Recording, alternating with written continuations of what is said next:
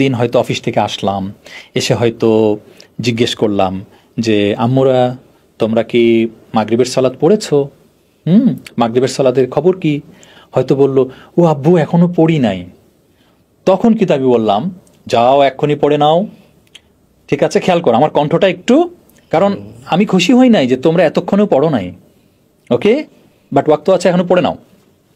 কিন্তু এই যে তুমি যে টোনটা ভারী করলা, এটার একটা ওয়েট ভ্যালু দাও। কথার কথা, তুমি 10-এর ভিতরে 5 দিলা। আমি আজকে 5 ভলিউমে ওকে কড়া কথা বলেছি।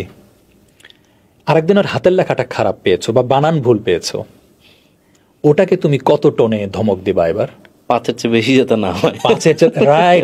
তুমি ওর সলাতের জন্যই 5 ভলিউমে ধমক দিয়েছো, তাহলে কি এবার বানান ভুলের জন্য 10 ভলিউমে ধমক দিবা? যদি সেটা করো, ভুলটা কোথায় হবে? সে প্রায়োরিটি বুঝে গেল। ওকে, আমার সলাতের চাইতেও বানান ভুল না হওয়াটা বেশি গুরুত্বপূর্ণ।